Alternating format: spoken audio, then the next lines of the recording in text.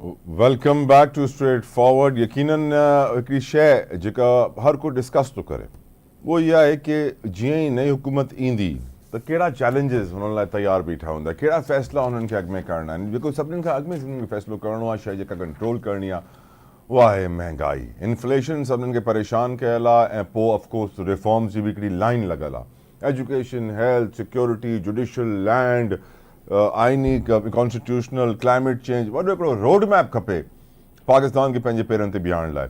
मूंसां गॾु मौजूदु आहिनि नून लीग जा अॻवान आहिनि, नून लीग के सीनियर रहनुमा मेरे साथ मौजूद हैं Chaudhary Jafar Iqbal sahab. Chaudhry sahab, thank you so very much sir for your precious time, जज़ाकल्लाह खैर। चौधरी साहब, पहला सवाल, जो मुज़ाकरात इस वक्त जारी हैं, क्या आपको लगता है कि अभी भी चांस है कि पीपल्स पार्टी भी विफाकी वजारतों में शरीक हो जाए?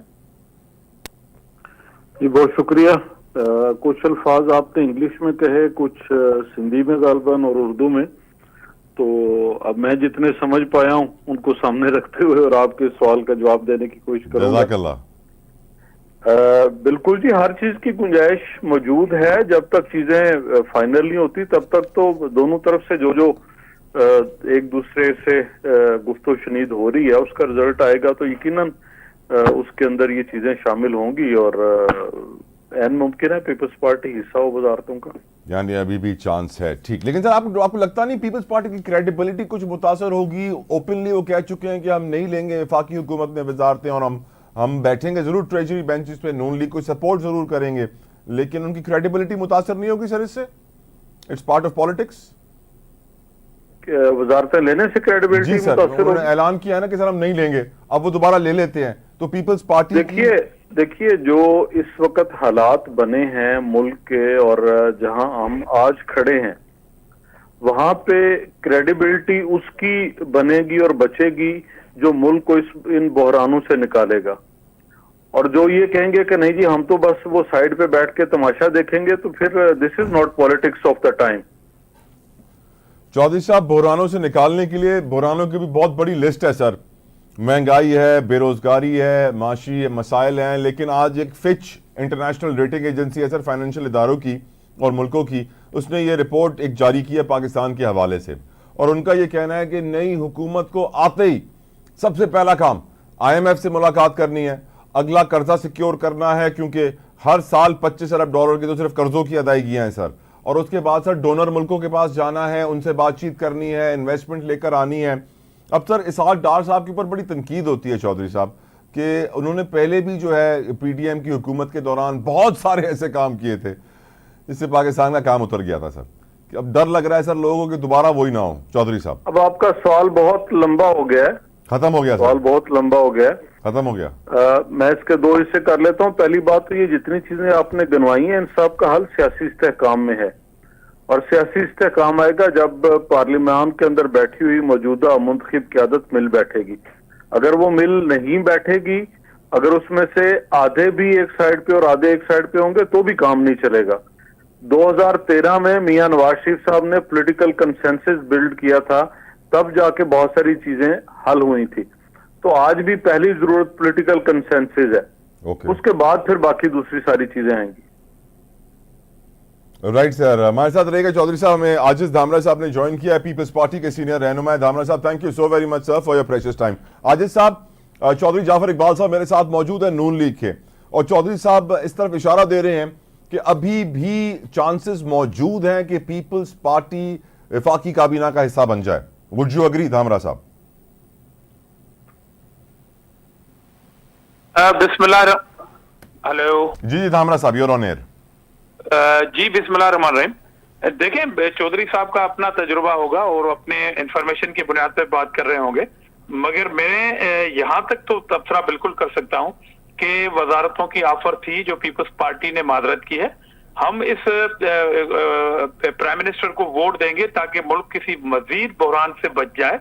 बाकी जिस जिस पार्टी को, जिस जिस कैंडिडेट को एक दूसरे के खिलाफ कोई एविडेंस है या कोई शिकायत है तो वो मुतल्लिका इदारों के पास जाए, ताकि जो हुकूमत साजी का अमल है वो कंप्लीट हो, पार्लियामेंट चलती रहे, और इस मुल्क का जो मेन मसला है मुआशी वो हल होना चाहिए, इस्तेहकाम बख्शना है उसको, तो उसके लिए सीरियसली हम सबको बैठना चाहिए। जहां तक पीपल्स पार्टी के वफाकी काबीना में शामिल होने का ताल्लुक है तो वो हम दोनों पार्टियों की एक कमेटी बनी हुई है और वो कमेटी थारोली डिस्कशन कर रही है और उस कमेटी जो है वो रिपोर्ट करती है पार्टी लीडरशिप को।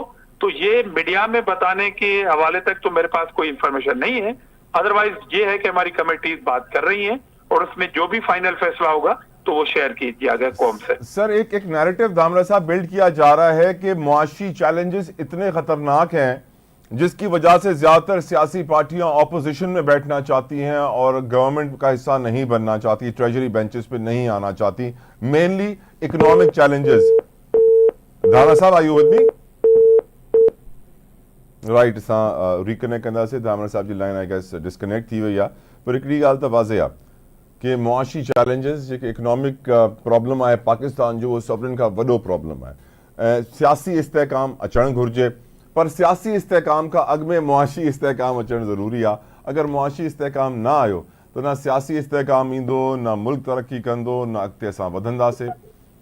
दामरा साहब, my question to you sir was regarding Fitch. Sir आज फिच ने एक रिपोर्ट जारी की है जिसमें दामरा साहब, मैं तला अगर आपके उस सवाल का जवाब दे दूं। Please please please please please. देखिए, पहली बात तो पीपल्स पार्टी क्या कह रही है। पीपल्स पार्टी कोई जिद नहीं कर रही है और चेयरमैन बिलावल भुट्टो जरदारी साहब ने क्लियर कट ये बात की है कि हमारी पोजीशन प्राइम मिनिस्टर बनने की नहीं है। हमने जरूर इलेक्शन कैंपेन की, पूरे मुल्क में की और बड़ी जानदार और तगड़ी की, बावजूद इस बात के कि हमारे पास वो मैंडेट नहीं है कि हम प्राइम मिनिस्टर के कैंडिडेट बने। और ये वाहिद मुल्क में लीडरशिप है पीपल्स पार्टी के चेयरमैन की जो क्लियर कट ये कह रहा है कि हमारे पास वो निशस्त नहीं है कि हम प्राइम मिनिस्टर के कैंडिडेट बने। और जहां तक आपने बात की कि मुआशी सूरत हाल इतनी गंभीर है कि तमाम पॉलिटिकल पार्टीज अगर मुंह छुपाए हुकूमत लेने से कतरा रही हैं तो ये इस मुल्क के साथ बड़ी ज्यादती होगी। पीपल्स पार्टी तो यहां तक कह रही है कि हम हुकूमत का हिस्सा ना बनते हुए मगर हम वोट दे रहे हैं ताकि कोई प्राइम मिनिस्टर जिसके पास निशस्तें ज्यादा हैं वो बने, क्योंकि एक पार्टी जो आजाद कैंडिडेट पे डिपेंड करती है उसने बातचीत करने से इनकार कर दिया है हमसे।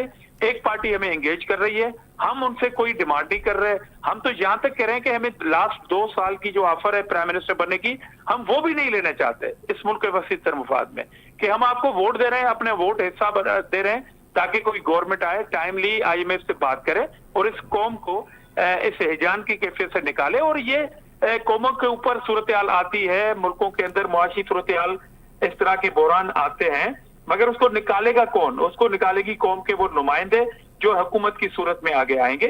तो पीपल्स पार्टी ने मुकम्मल एक मैच्योरिटी और दानिशमंदी का मुजाहरा किया, वो अपने वोट दे रही है, उसके जवाब में ना वफाकी काबीना का हिस्सा मांग रही है ना prime minister. Right sir. Chaudhary साहब, बिलावल भुट्टो जरदारी साहब ने सर एक बहुत बड़ी बात कही है, कहा है कि जो लोग भी धांधली का शोर मचा रहे हैं वो आमरीयत चाहते हैं। क्या आपको लगता है सर कि मुल्क की जो बहुत सारी सियासी कुव्वतें हैं जो एहतजाज धरने की सियासत कर रहे हैं, रिजल्ट एक्सेप्ट नहीं कर रहे हैं, क्या वो आमरीयत को दावत दे रहे हैं सर? बहुत मुश्किल सवाल है। बिलावल साहब के उस कहने का जवाब बेहतर था सईद गनी साहब देते। लेकिन एक चीज बहरहाल है कि इंतखाबात का सब हिस्सा बने और इंतखाबात के अंदर जहां जहां कोई इतराजात हैं उनके लिए फोरम मौजूद हैं। सड़कें तो किसी मामले का हल नहीं है, जलाओ गिराओ तो किसी मामले का हल नहीं है। उन्हें मुतलका फोरम्स पे जाना चाहिए और वहां जाके अपनी अपनी पिटीशंस और अपने इतराजात पेश करने चाहिए। और उसके बाद जब ऐवान के अंदर मौजूद हों तो जहां जहां जो नेग्लिजेंस है उसके लिए लेजिस्लेशन करें, जिसको एम्पावर कर रहे हैं उसको एम्पावर करें। ये सड़कों पे आके जलसे जुलूस करने से तो कुछ हासिल नहीं होगा। आजिज साहब, क्या यही वजह है कि पीर साहब पगाड़ा जो मोरो में आज एहतजाज हो रहा था वहां पर नहीं जा रहे, और खबर यह भी आई है कि वो अब किसी भी एहतजाज में नहीं जाएंगे? डू यू थिंक कि वो उन्होंने बिलावल भुट्टो जरदारी साहब का इशारा समझ लिया है? देखिए, पहली बात तो ये है कि बड़ी ज्यादती हो रही है पीपल्स पार्टी के साथ कि GDA जो एहतजाज कर रही है या तमाम वो जमायतें जो एहतजाज कर रही हैं वो पूरे मुल्क के अंदर धांधली की बात नहीं कर रही, वो सूबा सिंध में धांधली की बात कर रहे हैं। और सूबा सिंध में भी उन्होंने ड्यूअल एक मौक़िफ़ इख्तियार किया हुआ है कि वो शहरी इलाकों में होने वाली इलेक्शन पे नाम ही नहीं ले रही। मिसाल तौर कराची में इस तरह की आवाजें आ रही हैं, हैदराबाद में इस तरह की आवाजें आ रही हैं। मैं खुद विक्टिम हूँ इस इलेक्शन प्रोसेस का, मगर मैं पिटिशन में जा रहा हूँ। तो बात यह है कि सिर्फ आप सूबे सिंध के उन इलाकों में जाएंगे जहां पर आपके टोटल 17 कैंडिडेट खड़े हुए थे। तो बिलावल साहब ने ये बड़ा अच्छा कहा है कि वो 2 नशस्तें जो उन्होंने जीती हैं, एक वो खाली करेंगे, उनमें से वो फिर से एक मुतहदा अपोजिशन मुकाबला कर ले।